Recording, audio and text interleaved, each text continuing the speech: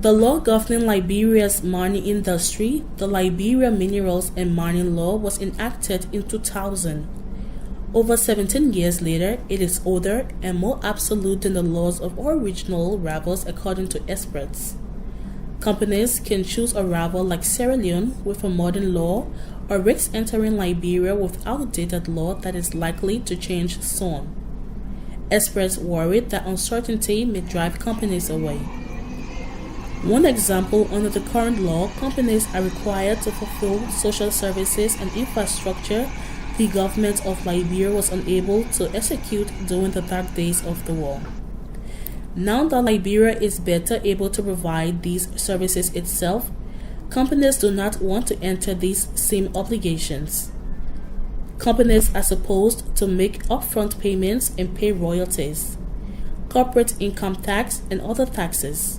But critics say in order to attract the best companies and get the best investments, tax breaks may be more important than earning taxes. Where we are competing with each other within the sub-regional countries, granting tax waivers, tax incentives to many of these multinational corporations with the aim that these tax waivers and tax incentives will attract these multinational corporations, and when they come, the activities will create jobs, it will spur economic growth, and so forth.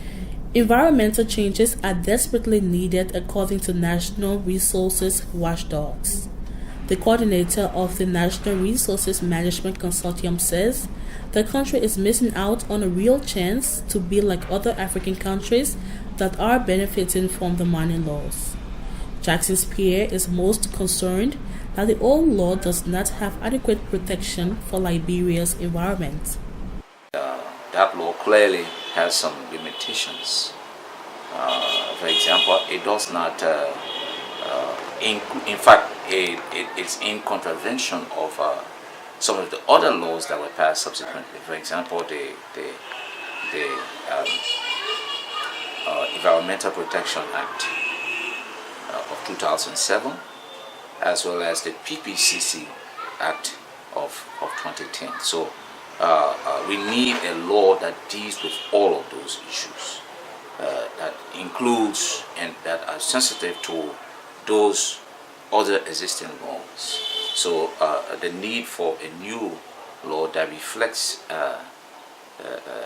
government's own desire to improve both the administrative and regulatory parts of the sector.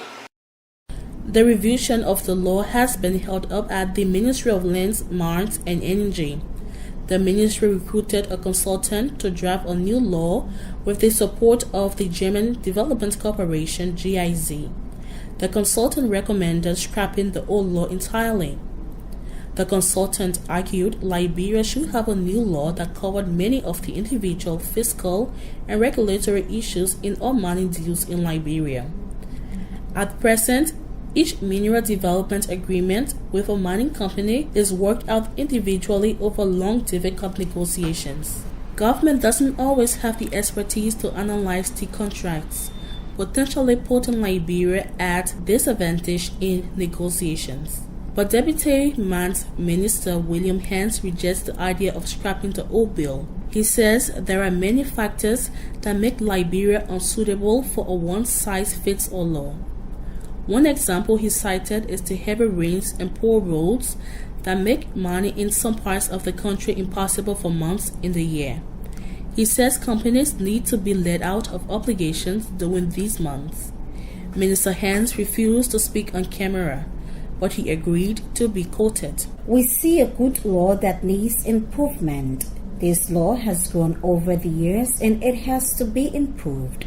We need to improve it, not to throw it away. The new law will do away with the long mineral development agreements that are then scrutinized by the legislature.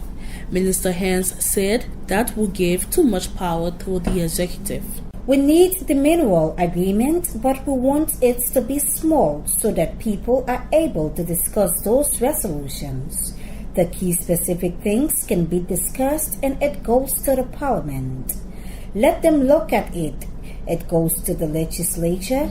Let them rectify it. It goes to the president. It becomes law. As the economy struggles to pick up, there is growing pressure on the ministry to move on this new law soon.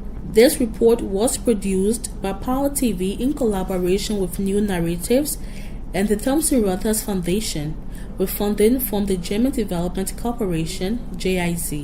The funder had no influence on the story's content. I am Pana Malobi reporting.